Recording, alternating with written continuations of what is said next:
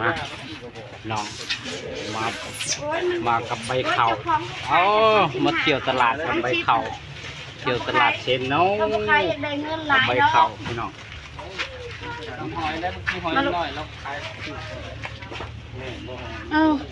หอยหน่อยแล้วก็ขายถูก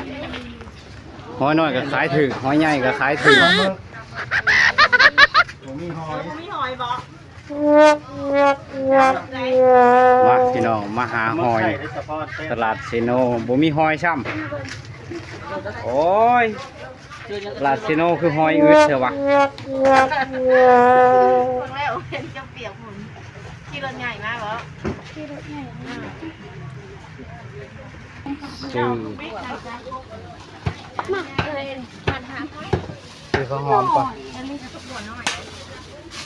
ซื้อมาข้าวหอมเมื่อให้ปากก่อน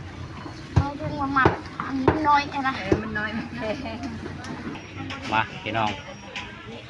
ถือพวงมาฝากป้าบ้องพวง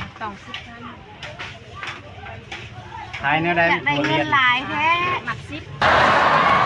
เอาหลดลุงงามกว่าอยู่โรงเห็นนี่ได้ต้องเห็นป่าชื่อเมื่อวานนี่จะเห็นปะเอานี่เป็นลูกอะแล้วก็ต้นหอมคนละถุง